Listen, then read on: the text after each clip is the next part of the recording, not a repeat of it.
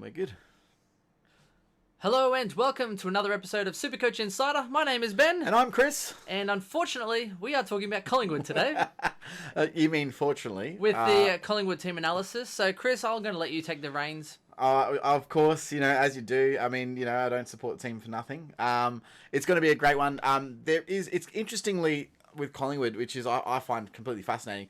They had this second most SuperCoach points of any side, but they don't really have any really, apart from Grundy.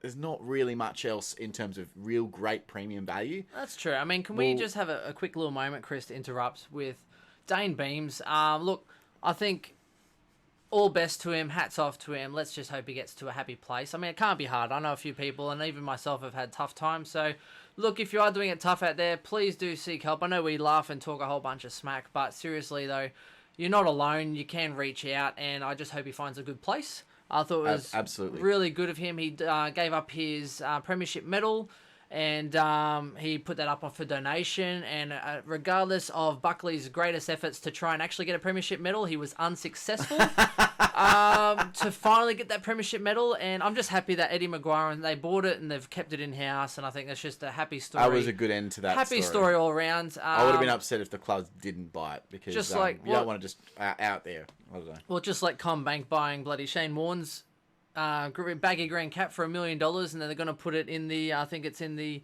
Bradman Museum or something rather in Sydney. Oh, so, that's cool. Yeah. I like that. That's good publicity for him. Absolutely. But anyway, hats off to Eddie and everyone else and everyone that's supporting money for the bushfires as well. Cheers to you. Yeah, good on you.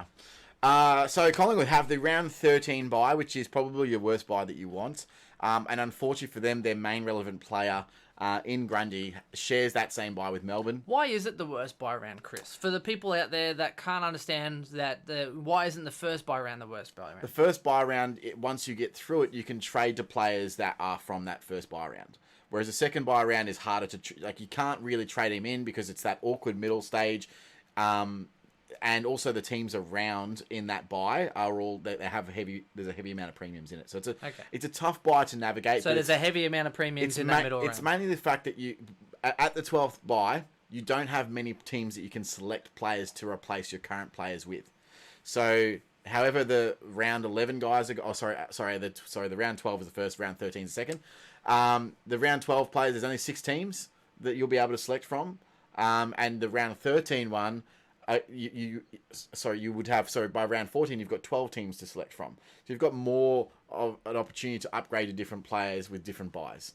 First one's not that bad because once you get over it, you can just trade to them. The round 13 one is the one you want to try and avoid if you can. Okay.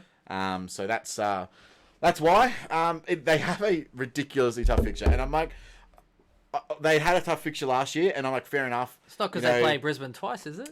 No, well, here's the thing though. Their double ups are so bad. Like they have the worst double ups I think in the league. That's in a good way. Maybe biased, but they play Richmond twice. Probably going to lose those ones. Richmond seem to just smack us all over the park. West Coast twice, who are always just kicking our ass the last couple of years. Yeah, really fantastic about that. Brisbane obviously is a hard game. Yeah. Our weaker teams, unfortunately, are Essendon, who's supposed to be up and coming, and they're supposed to make a charge of the 8 again. They won't this year. And Melbourne, who we know that Melbourne could be a top 4 side if they put their shit together. So I think personally Collingwood have a much harder draw than what Champion Data rated as. Yeah, that's fair. I mean, the good thing with Collingwood is they don't really leave Melbourne. They leave Melbourne less than Richmond. I think I understand your condolences though. Like with Brisbane, yes, they're an up and coming side, but they generally make you work for it. Absolutely. So even when we won, they make you work. That game up here at the Gabba was fantastic. Well, and Geelong would know that you can't just rest on your laurels being 3 goals up. Yeah, absolutely. Anything can happen. So look, I do think they have a tough double up games. They have a rough start as well. So they start with games against the Bulldogs at Etihad, which is a tough game for them because Bulldogs play Etihad so well. Then they play Richmond, then they play Hawthorn, and then Brisbane at the Gabba. Like you probably couldn't ask for a much harder initial 4 games. But look, they had a fantastic season. They finished 4th. They were 1 win and percentage outside of top spot, which is pretty good. That's a pretty good year. They should have won the preliminary final. I think that in my honest assessment of the game after it, Buckley was outcoached. I think that it's as simple as that. I think that he was outcoached in the day, and he'd probably say the same thing. Do you want to know something I didn't mention last podcast, Chris? What's that, mate? I am still yet to watch Brisbane versus GWS. Oh, don't do it. I haven't. The last 5 minutes. I haven't. I actually watched the last 5 minutes live. The GWS got away with everything, man. Because when you're there at the game, you don't see all the free kicks that could have gone. I've been meaning to, but I just can't bring myself to do it. Like, why would I just might as well live the highlight reel and just watch the games that we win, you know what I mean? Like, watch the last 10 minutes of the Geelong game and just feel good about myself. I like it, fair enough. Yeah. Full The disclosure. season finished at the end of the season, like at the end of round 23, hey? Yeah. Anyway, so it was a tough learning curve, and I do think that they'll be back somewhere around the top 4 this year, even with that tough draw. It'll just be depending on where they land. All of their players, they didn't really lose anything in the off season of note, but I will obviously go through that. As I said, they are actually the second highest SuperCoach per game scoring team. They're 0.7 points behind GWS, who is number 1. It's probably because Collingwood get a whole bunch of uncontested possessions. Absolutely, which will definitely still make. All right, mate, I'm allowed to chime in. Look, they continue to be a strong side on and off the football field, and they're getting better because they're young talent. They do still have a lot of young talent that either hasn't really had much game time or is about to get some more game time coming through. As with Adelaide, in the last pod, Collingwood actually dominated uncontested possession in 2019 with a very similar game plan. They didn't actually win a majority of clearances. However, they did win the ball a lot off half-back and chip the ball around, and then they slingshot to the forward line. The difference between them and Adelaide, though, is that they actually had very good ball movement, and they led the league in effective disposals, and were second in marks inside 50 and third for contested marks. So when they moved the ball forward, they had those 3 super fast, ridiculous small forwards that could just get out and mark on the lead. And they also had good movement patterns. Like, absolutely. even look at what was it, versus Geelong in the prelim or whatever it was, Stevenson hitting Elliot Yeo on the lead. Like, they just make good patterns, and they hit it, and they actually kick to their targets, which is great. It's a very, very unique system where obviously Brody Myercheck and Mason Cox were their 2 key tools, but they don't kick to them to mark the ball. They kick to them to make a contest so that the smalls can get around them, which is really helped their ball movement moving forward.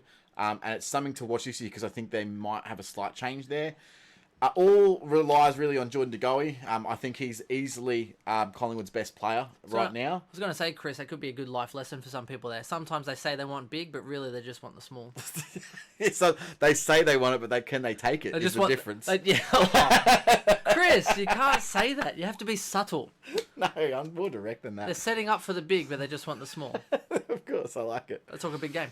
Anyway, sorry, go on. But they still have Stevenson and Elliott, so it'll be interesting to see what sort of weapons that they do. The great thing about all those 3 players is they're obviously very fast and very good on the ground level, but they also can take a hanger. Yes. So Stevenson, De Goey, and Elliott, all fantastic aerially for smalls. Stevenson has to be a watch, though. I'm interested in Stevenson this year. Don't do it. I don't think, no. I'm thinking for a draft perspective, but definitely not from... I'm monitoring Stevenson just because he did get 300s and he is improved. However, he does have glandular fever to get over. So it'll be fun. Yes. So be cautious. He could be a Heaney, gets over it and whatever have you, but I am definitely watching him in the next couple of months before draft. Yep. To be honest, the big talking point around the entire club and moving forward for SuperCoach this year is how their forward line will change with the emergence of Darcy Cameron. So they traded in the off-season for Darcy Cameron, who's a ruck forward type, hasn't played in Sydney, but was pretty unlucky to not get games last couple of years with their ruck issues. Yes. And part of that, from a City perspective, is always that he was more of a forward and less of a ruckman, and he wasn't as impactful, and a little bit soft is what he was really labelled. Pius see him as a solution to their problem, and their biggest problem right now is their depth in tall forwards. Yes. Anytime that either Brody Myercheck went down or Mason Cox went down, and he was down with an eye issue at the end of the year, they basically put Jordan Roughhead or Darcy Moore forward, and it just did not work the same way. So do you see him getting games if you have a fit Cox? Well, that is the and big a question. Fit Ben Reid and fit... Well, I don't think Ben Reid's best 22 anymore. I'm probably with you there. I don't he signed on for an extra year. But who don't else? know why. I don't know. He's offering depth, and that's about it, in my opinion. Yeah. It'll be interesting to see how they line up round 1 because I think that they may go back to a traditional 3 big setup. So the 2 Cox, Myercheck, and Cameron? I do think so, yeah. Okay. Because when they really lacked the presence of someone forward when Cox was in the ruck. what I think they will do now is have Darcy Cameron to play that ruck forward, keep Mason Cox at full forward where he belongs, and play him close to the goal square where he can be the most impactful. So I do think that there might be a shift. Now, that shift could result in someone like Jordan De Goey moving into the midfield. If that happens, big numbers for Jordan De Goey. Only problem with Jordan De Goey really is he can't really stay on the park for a full season. But I can see if that's a natural progression. I see them wanting to get midfield time into Jordan De Goey because he dominates when he's in there. Whether or not they do that this year and pull the trigger and change their forward structure, it's a bit up in the air, but preseason hopefully will shine a light on that. Yes, I was going to say, Jordan De Goey spends more time in the dog park than on the park. A good old dog joke. Oh, I love it. Wait till the Kernell jokes come out. But look, the reason why I think that will happen is because they traded for Cameron as a needs basis. They didn't draft someone in. They traded specifically for him. He's been burning his time too, so surely at some point he needs opportunity. Absolutely. And yeah. Why would he agree to go to a team where he knows he's not going to be the number one ruck if they're not guaranteeing him game time? I don't see the point of him moving from Sydney where he's not playing to go to Collingwood to not play again. I kind of see it more as it's a needs basis. He's probably going to get game time, and that's why I think he's probably going to be in most people's teams. Not only that, I think Naismith was ahead of him as well, whereas at least at Collingwood, it's like, you got Cox who's doing well, but at the same time, Cox could easily be shit-canned. Yep. If he doesn't do well, Darcy or he Cameron could have a really good preseason, and all of a sudden, even if they're going two bigs, Mason Cox could be out of the team. Yeah, it could be. I think Brody Mychek's fairly solid to stay in there. He just creates a contest and it creates a I think you're right. He has real good flash in the pan. And he can roost at 60 metres. He's a huge kick. Yep. List changes. So Goldsack unfortunately retired. Absolute legend of the club, but he has retired. Let's not bring personal agenda into this. Just say you're retired and move on. Daniel Wells finally retired as well. James Aish, thank God, is off to Freo. They delisted Sam Murray Cokehead, and Ben Crocker's off to Adelaide. They also delisted Lyndon Dunn. They actually had planned to re-rookie him, but to this stage haven't yet. He's still training with the club, so there's every chance that they may actually rookie him this year before the round one bounce. I don't think he's going to be a starting spot. It's more of a squad depth. He wouldn't be available till partway through anyway, would he? He's fully training. What? He's back. He did his ACL. Yeah, but he did it at the start of last year. Right. I thought he was Lyndon Dunn. So it'd be interesting. Yeah, okay. I don't know if they're going to. They could use the depth in defence. Well, they like him in the locker room anyway. Like he's a good leader off the pitch. So regardless, he'll probably still have a role at Collingwood, whether or not that's team related or just in a coaching capacity. I think he'll still be there. That's true. And Max Lynch, who not many people know, he is a rookie. He was promoted to the senior list, and he is also a ruck forward type player. But I think with them trading in for Cameron, I can't see Lynch. You see him behind him? Yeah, I do see him very much behind him. Okay. All right. Premiums. So we'll start in defence, and there's really only one premium this year, and that was Jack Crisp. He wasn't really a huge premium anyway, but he made a lot of sides in the back end of the year because he did go on a big run of form. He averaged 88.9, and he did see some mid-time, but not really enough to get a point spike. He actually went down from 95 to 88. Well, the funny thing was, in his last 10 rounds, he actually had 5 scores of 98 plus, which is good, but then he also had a 62, a 66, and a 67, which were 3 of his 4 lowest scores for the season. And this, in the last 10. Unfortunately, is the biggest bane of the Collingwood backline. Collectively, they score a huge number of SuperCoach points. However, any given week, one of them pops up and then the other ones go down. They don't really have, this is our quarterback. This is who we're going to kick to. It's everyone plays team defense. Everyone buys in. Everyone has their time to shine. You've got a lot of guys like Jeremy Howe, Tom Langdon, Darcy Moore. All of them play the exact same role. All of them peel off and intercept the ball, but they're all averaging somewhere between 75 and 90, and no one's really going crazy. Well, so we did also say that you're looking at Darcy Moore being that tall, intercepting kind of marking player, that he actually did have an effect on Howe, which was absolutely interestingly enough, because Howe was averaging like 90 to 95. Yep. And what do you average this year? Looking at what, 80 75 or something. 79 maybe? What was it? It was bad. 79.5. Yeah.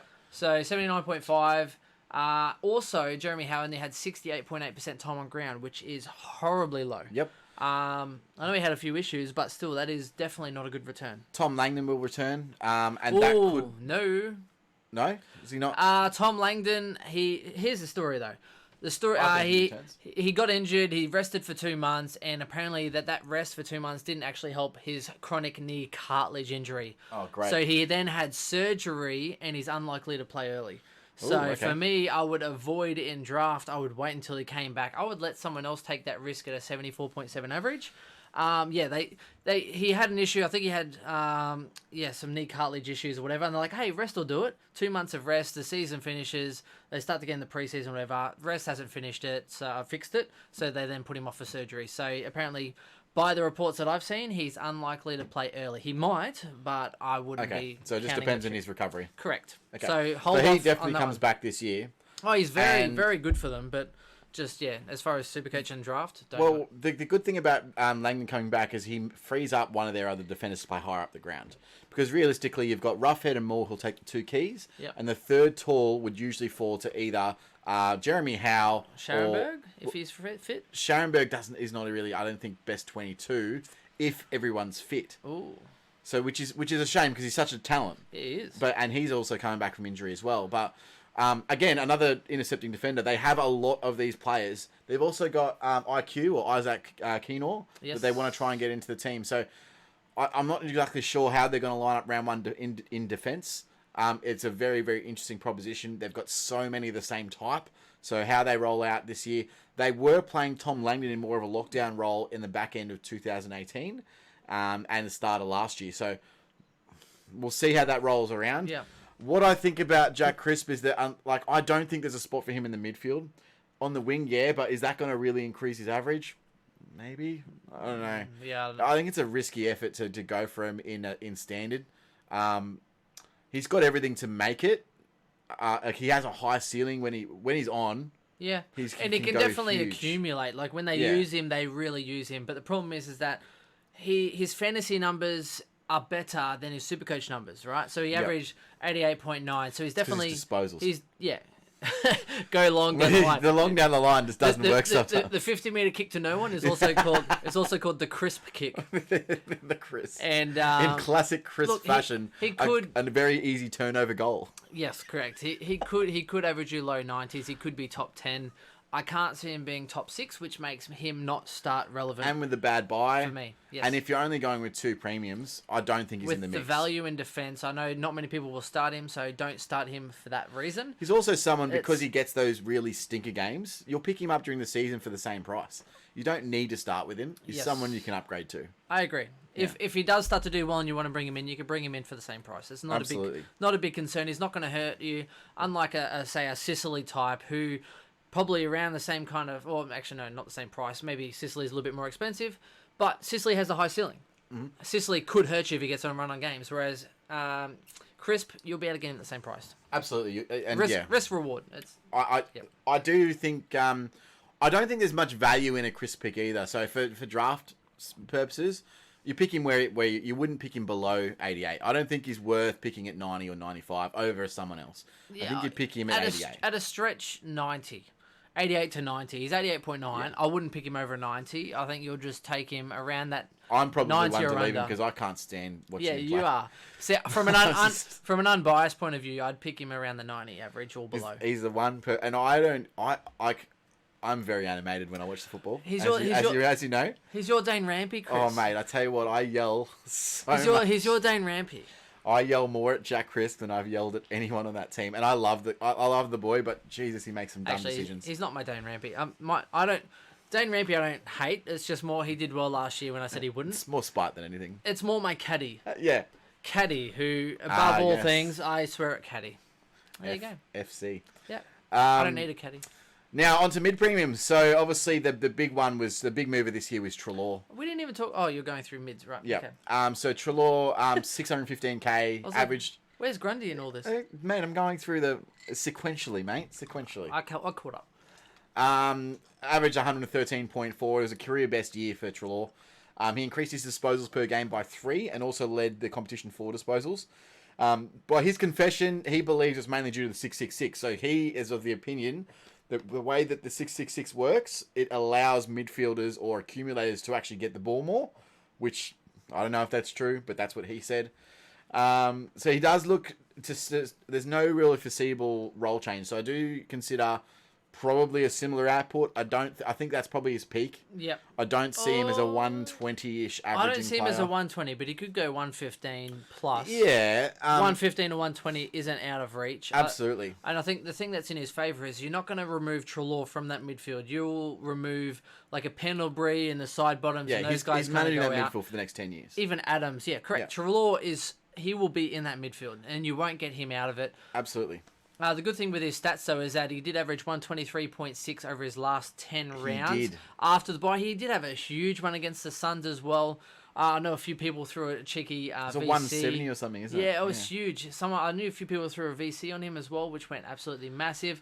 He did have some big scores, including a 135, 136, 150, and the 177 that you're Absolutely. talking of. His only issue, there's a couple of negatives about it.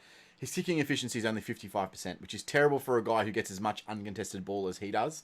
Yes. And he's also 9th overall for clangers last year. He turns the ball over like a merchant, like he's selling turnovers to the nearest bidder. It's bad, and he knows it too, and he always tries to work on it. He knows it because his disposal efficiency is 70%, but his kicking efficiency is 50%. He's tried to handball more. Yeah, because his kicking efficiency is 55, which means that to have a disposal efficiency of 70... He's actually a good kick. He's doing the Oliver. It's actually decent. Giving him He's a off. decent kicker of the football. Giving him off. But his turnovers just cost them so much. I beg to differ. He's not a good kicker of the football. You can't be a good kicker of the football. Very cool. Sure, Stats don't back that up. I can kick the football a whole 40 metres, right? But doesn't mean I'm hitting where I need to hit. A lot of the time when he's kicking, he's running at full pace. So that's when he generally makes bad decisions. No. Him running at full pace is him doing both his hamstrings. I've seen it. That was good gear. So the other thing is, he is fairly consistent with games played. He's fairly reliable. The only real time he's missed in his entire career Double hammy. Is a double hammy. Outside of that, he's played in 20 or more games in every season but his rookie season. So he's reliable for games played as a midfielder, which means you're paying value and you're paying premium. However, his biggest issue is not necessarily Treloar. It's the fact that he's 615k and you can pay 10k more to go to Dangerfield, who has, a 130 potential, or 15k more to go Mitchell. Ooh. And the run below him is Clayton Oliver at 590. Yeah, Oliver. So- I'd take Oliver over Treloar. Well, Surely. Oliver has more potential upside, right? Yeah. He's still young. He And- can still grow. and Whereas they I have think Oliver Treloar's probably there. Surely they have a piss easy draw, Melbourne, with Max Gawn They do. running against a piss easy draw. So I just feel that as a mid selection, it is going to be guaranteed to be unique, but I don't will necessarily think that you're winning that unique battle. I think that Dangerfield's a better selection at 625 with no Tim Kelly. In my opinion, at this point, I would rather bank on a Dangerfield who might only get 115, but he also might get 125 plus. Whereas Treloar, if he has a good year, it's 115 cap, right? I can't see a really, really big top end for Treloar, in my opinion. I don't know. I see a 123 average over 10 rounds. I'm thinking 115 to 120 is probably a consistent year with a few big rounds. And Treloar's always had a big ceiling. Even at GWS when he broke out, he went from like a 70 average to a 100 average, and even then he scored a 170 odd. So Absolutely. he just needs to increase his basement, really put out, and do some good things with his disposals. Really put out, eh? Really put out. I like a Treloar that puts out. Right, so Apparently look, his missus is pregnant. I suppose the overall is... must happen. Yeah, Kim Rebellion. Yeah, she's pregnant. Congratulations. Congrats. You follow his missus on Instagram. I don't do. You? Yeah. Yeah. Sell out. She's an Australian netball champion. Sure. Also plays for the Magpies. Taking the year off, though. Sure. Unlucky. Sell it however you want. Sell it as is.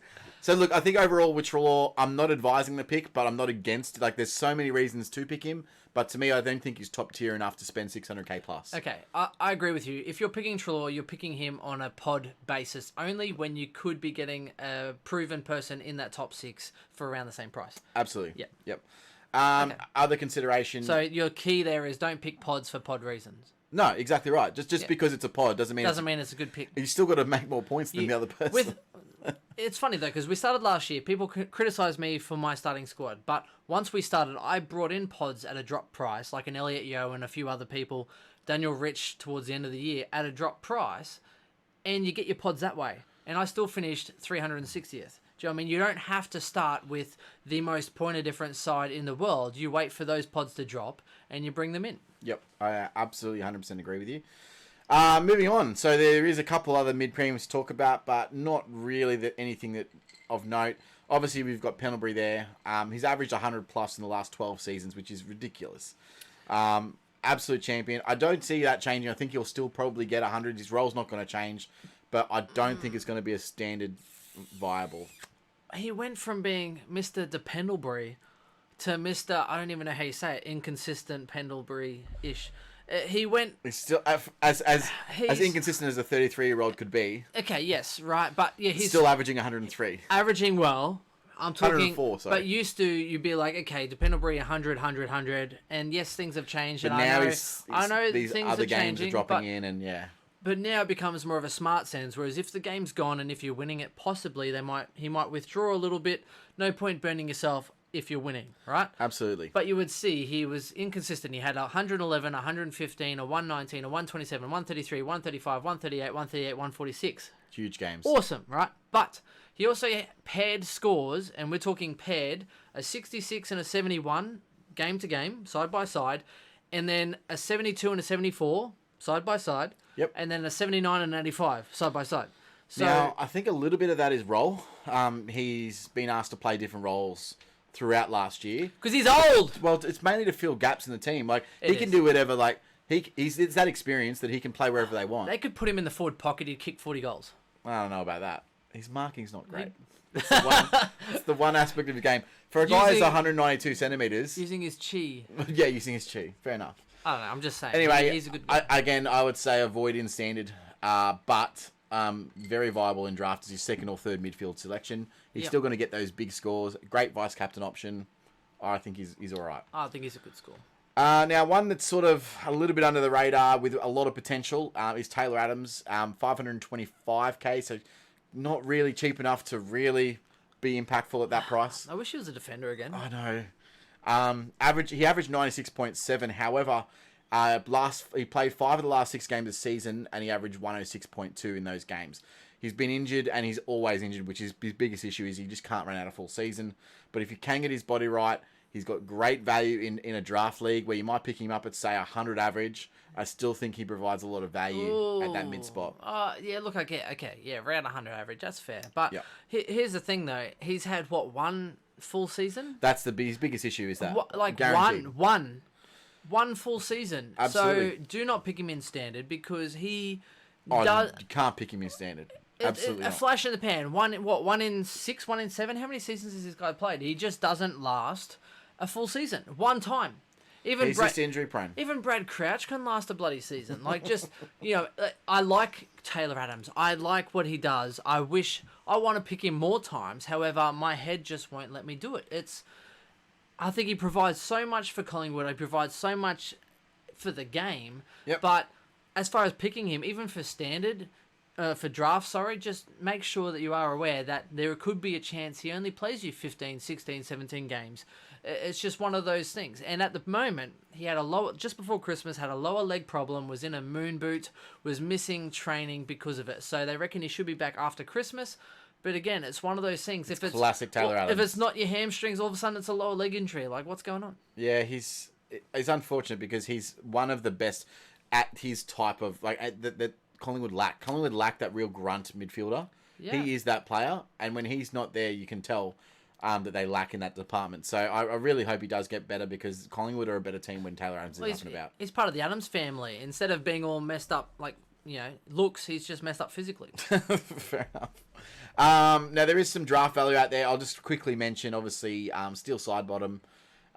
We predicted last year, and no one listened to us, that moving inside, it was not a great thing for his average. He actually didn't help him at all. He's gone down again this year, down to 94. Yes.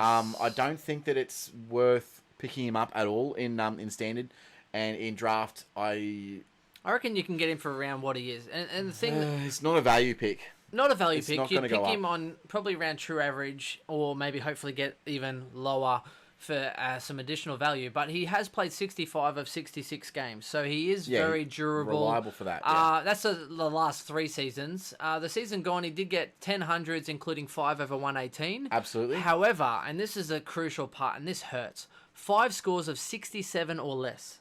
Yeah.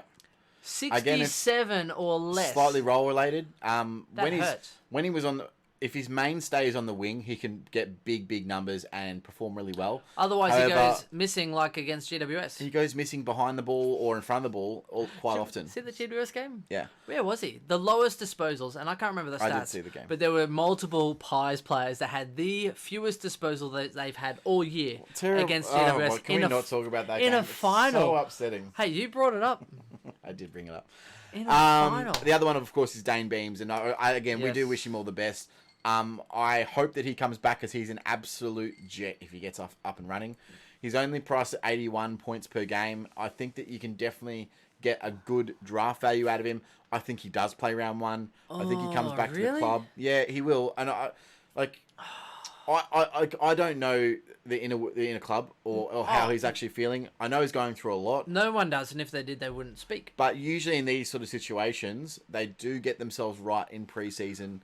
He's probably still training. He's just not doing any work with the club. I do not hold that optimism. He took time off last year. I'm assuming he's still, with all the demons and everything like that. But he also did go on a massive hike and did the Kokoda Trail in the off-season. So I think going to the Kokoda Trail, he might have been in a pretty good headspace. Yep. Challenged himself to do some fitness in the off-season to try and get himself right, and then took time off. Mm-hmm. So I don't see him starting round 1. I see him taking an extended period of time. It'll be interesting to see. I hope he comes back sooner rather than later. But he's an absolute jet. For a draft perspective, for me, it would be more like Stevens last year, how you pick him up hoping he's going to come back, but you don't know if he's going to come back. Yeah, but you wouldn't pick him early anyway. I mean, he's at 81. You can pick him up as your second last or last midfielder spot as a value pick. So last midfielder, and then I would be picking depth after that, because I don't know when he's going to come back. Yeah, of course. Well, usually you load up your bench with mids anyway.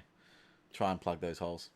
Or DPP. Anyway, yes. On to the next one. So on the ruck transition, obviously Brodie Grundy, absolute jet. 2 years in a row, averaging 130.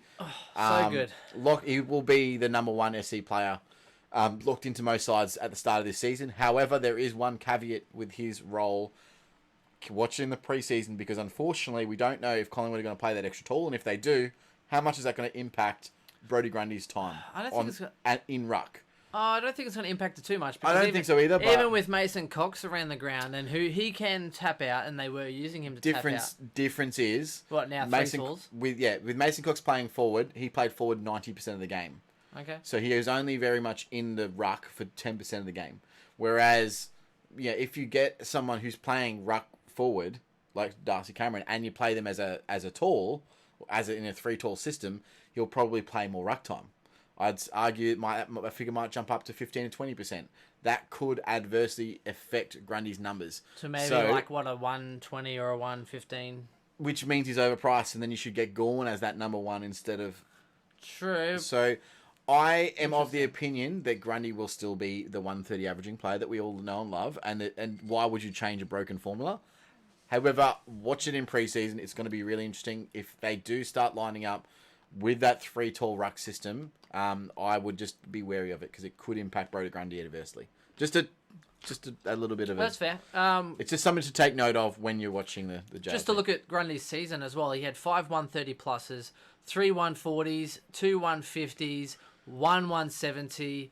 And a pass in the Petrie. Well, essentially 5 scores over 157. So he is a very reliable SuperCoach option. However, I probably wouldn't put him on as a C in round 1, because round 1, the last 2 years, he seemed to go a little bit under par. He has. And everyone seems to rage. And we keep telling everyone every year, big boys take a little longer to get going, because they're bigger. Got to get that run into their legs. They're bigger beings. It takes them a couple rounds to get the run into their legs. And even like people like Sanderlands, who used to finish years averaging 120 plus. I think Gorn they start off slower. And Grundy this year did the same thing in round 1. They both went like 80 sometimes they start slower, and that's okay. But the good thing with Grundy is he has played 85 out of 88 games the last 4 seasons. And including he's played every game the last 2 years. So how can you fault someone that's played every game the last 2 years? Fair enough. I agree. So I don't think there's much else that needs to be said about Grundy, but I think most people will have him in their list. Looking at their draw, they play Bulldogs round 1. He's going to smash. Tim English. He'll smash him. Richmond round 2. Nankervis. Well, he's had another hip surgery, so who knows how they're going. Yep. Then they play Hawthorn, so that's probably McAvoy. Yeah, that's a pretty good contest. Lions. Martin, but he usually towels Martin. He should towel him up, right? Okay. Port Adelaide, you're versing a light set. He should do well there. Essendon. Right? Who is going to be Essendon's ruck this year? Exactly. I reckon Draper's a shout to... St Kilda, you're going to have a couple of mobile, and yeah, he might have to double team, but they're not exceptionally tap ruckman. Giants after that, Jacobs. Carlton after that. You're looking at, old man McGee. Who went there now? Oh, is Cruiser still there? Cruiser's still there, and then probably injured. Pitney or something or other. And then finally, you're looking at their North Melbourne and Eagles. So you're looking until round 10. He doesn't have. Good run. He doesn't have that many quality ruckmen to oppose. And look, he's the number one player for a reason. He's consistent. Yep. And he plays every game. Until round 10. Round 10, you then have, he'll have Goldstein, he'll have Nick Nat, and he'll have Gawn 3 games in a row. But before that, the first 9 rounds, it could be his to fully makes a great captain choice. Fully blow open the first 9 rounds. Just lock it in. I think they play early in the first round too. I think they play the Friday night, so definitely a VC option the first week. First round Friday night, yeah. Yep. Do it. Perfect. Alrighty, now on to the next line. So forward premiums, as I said, Jordan De Goey, 87.3 this year, 473k. He's around at that price point of your Jordan Dawson, your Darcy Parish, and your Hugh Greenwood. So that potential to be that F3 spot. It's like what Petrarca could have been if he had talent. Everyone keeps waiting for him to break out, right? Oh, that's so mean, but it's also so true. I love Petrarca, but he keeps giving you 80 averages. When's he going to break out? He's never breaking out, bro. He's an average footballer. Jordan De Goey actually looks like he's going to hit that 95 average, which would be amazing. I do think it's possible. Is that harsh? No, I don't think it's harsh at all. Is that harsh? So it's obviously all they want him in the midfield because he goes in the midfield and he is a dominating presence in the midfield. However, that transition, whether it's this year, whether it's next year, I don't know when that's going to happen, and he may be too valuable to their forward line to let him go. So it will all depend on the preseason. Keep a watch. The unfortunate thing as well is he's always manages somehow to miss a season, whether it's bitten by his dog, suspended for 6 matches, breaks his leg, whatever the hell it is. He always manages to somehow not play a full season. However, it's not always injury related, so keep an eye on it.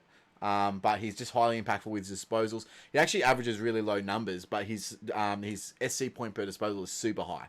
Yep. So he does a lot with the disposals that he gets. Draft relevant. Very draft relevant. Standard, you'd have to have balls the size of I don't know Kingdom Come.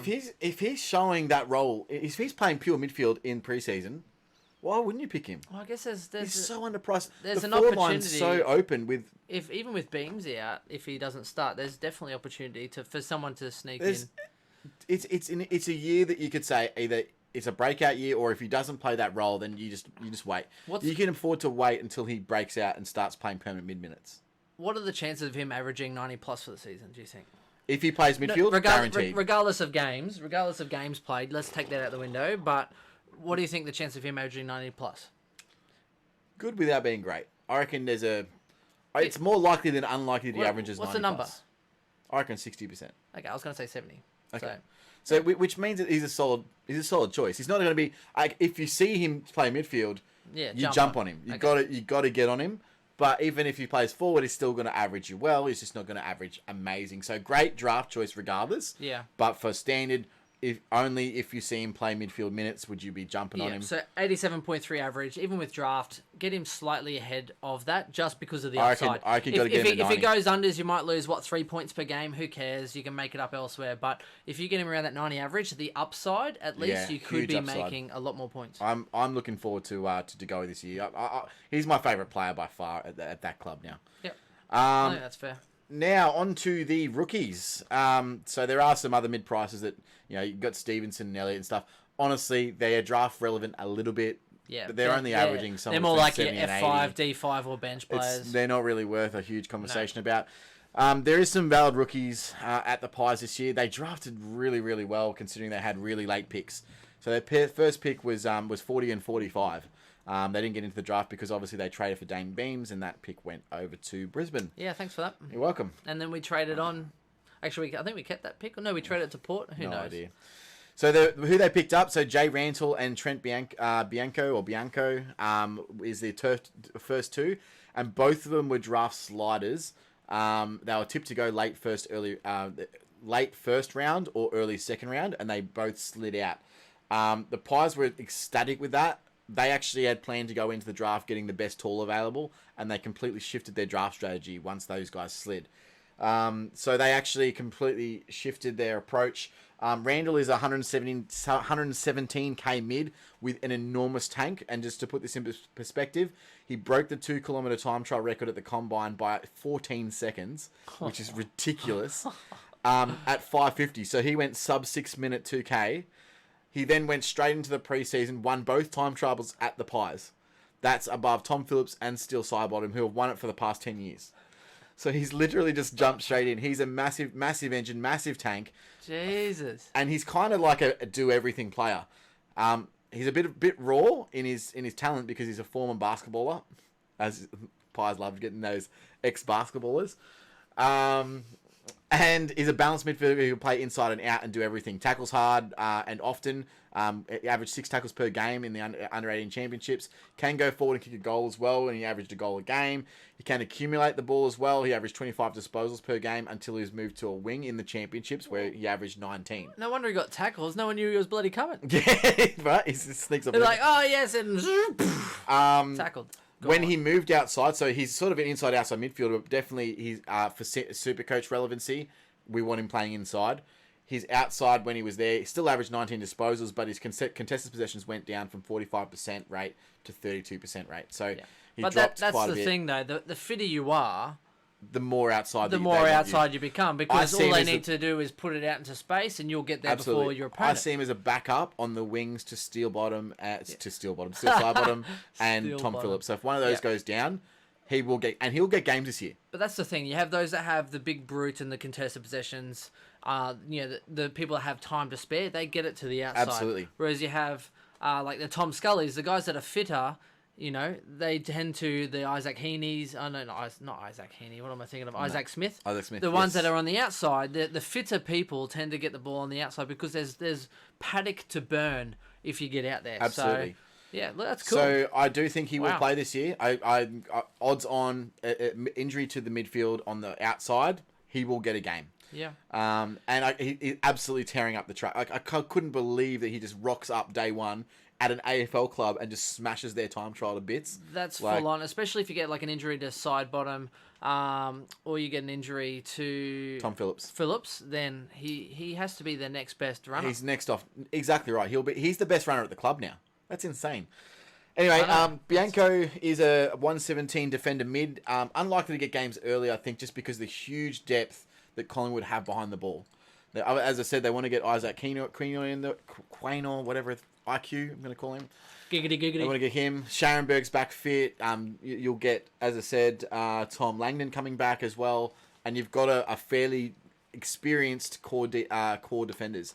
However, great SuperCoach option if he's there. He's seen as the accumulating quarterback style defender. So he's the guy that is basically your Jake Lloyd. Very, very good user, elite kicking skills, and great decision maker. Well, is the go-to player to initiate defense. If Langdon has a bit of time off, there might be a little spot at some point. So as a halfback flanker, he was averaging 22.2 disposals per game, which is insane. Keep an eye out. So yeah, definitely keep an eye out. I don't think he'll start. But he may get games through the year, but it's only going to be if their backline gets absolutely shot to shit. Yep. And he starts to put his hand up. Yep. And there's another one that's in front of him probably. Nathan Murphy, 123k defender. He's obviously been on the list for a few years. Last year was injured, and he's had a couple of years development. He actually has played 2 games in 2018, so a couple of years back, but he only averaged 38. So he is back to rookie price. I still think he's probably behind IQ, but he's probably in front of Bianco. Okay. But in the same sort of mix. Yeah, he's more of that sort of... He's that sort of tall halfback flanker. So he's more of that Jeremy Howe style basically, player. You're telling me that those 2 players could get a game, but their security is quite low. Absolutely. Yep. Okay. Darcy Cameron, as I said, I think he'll probably be in most starting squads as a rock forward option. Yep, and hopefully he plays. Yeah, so you could link him with Comden, which is the North Melbourne guy. Yep. Don't pick him expecting him to be another Rob. Let's just put it out No, there. he's not gonna score like that. No, not unless Grundy goes down, then maybe him and Cox. But no. Absolutely don't do it. The other one that will get games this year, and they've mooted him to play this year at some point, but again it'll be just role and talent. Tyler Brown, who is Callum Brown's brother and a taller brother. He's a 192 centimeter midfielder, so tall midfielder. Spent the time playing midfield last year, but unfortunately he's not really an accumulator. So I don't think even if he gets games, he's going to impact enough Supercoach wise to make it worth it. But I'll keep an eye on him anyway, because I do think he'll get games. It's just I don't think he's going to score very well. So we'll see how that goes. The old Supercoach midfielder that you pick, and then he spuds up with a 30 and makes you no money. Pretty much, yeah. Yeah, right. The other problem is there's two midfielders in front of him for that same role, and they're in my preseason watch, which is Rupert Wills and Braden Sire. So both of those guys are battling for one position. Yes. And one of them will win out round one. And they're both probably a bit too expensive, though, surely. They are, definitely, yeah. So Rupert Wills is 337k and Braden Sire is 259k, so it's almost enough to be like, start Braden Sire and field. Yeah, except for the fact that Braden Sire averaged 49.7 over 6 rounds this year. Absolutely, yeah. Yes, you can look at his 2018 where he did some good things. However, if you look at 2019, Brendan Sire just makes you want to sigh. Look, it was bad. Again, they didn't have the role this year, and he only played 58% time on ground though. Exactly. So there is room for upside. It's like huge upside. Hey, let's bring in an inside midfielder and let's just make you play half the game. Which I don't understand. What a slap in the face. But yeah, they'll be battling it out too. There's one spot available for that tall inside midfielder. Rupert Wills or Braden Sire will get it. No guarantee who it's going to be. So at this point, it's sort of a wait and see on both of those guys. I've heard better things about Wills than I have as well. The preseason is more focused on Wills than it is about Sire. Yeah. So we'll just see how that goes. Could be a conspiracy theory. Absolutely. Absolutely. Another one, of course, as I said, IQ, they want to get him into that defence, but he is 261k. So I'm not necessarily sure that that's a good value selection. Or someone like where you would spend that extra premium to get a guy that's going to be on the field. Because his output's a bit wishy-washy anyway. No. So. You don't do it, especially with being defence and the options you have around you. People that have done it before. Yep. Your Dode and your Robertson and even your Hill. People that are either cheaper or around the same price that have better output and more consistency. You don't pick a second-year player. No, just don't do it. Well, the other one that I want to look at as a breakout contender this year is Callum Brown. I do think that Callum Brown at some point during this season will get a role shift. And he played really, really impressive off the half-forward flank as a link player, but he's really an inside ball winner. Yeah. So if he gets some time around the ball, he could spike and potentially break out. It just depends if he can get that time. He's definitely got some X factor. Yeah, absolutely. One of those guys, and I don't know him that well enough, but it's one of those guys that you kind of look like can just make something happen out of nothing. That X factor where you're like, he's got a bit of zig, he's got a bit of zag, and then all of a sudden he'll do something. And you're like, right. Then the next play he'll completely stuff right. up. But you see things, and you're like, right, this guy, like, what a talent. Talented little, So yeah, if he can get break into that midfield permanently, he will. Unfortunately, again, price wise, 370k.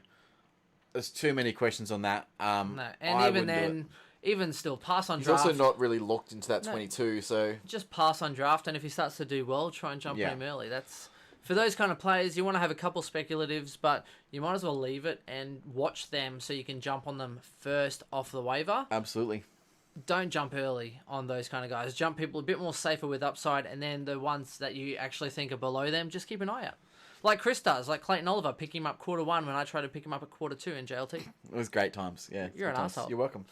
I'm never going to live that down. No. That's it. That's the Collingwood review in a nutshell, guys. Thank God. So I'm glad that we got through it. Wasn't too painful. And next we'll have Carlton, which have zero relevance, but we'll get there anyway. Excellent. Thanks, guys. I'm saying that because it's Collingwood right now. Yeah, of course. Carlton, I love you. I'll talk to you later. See Bye. you, mate.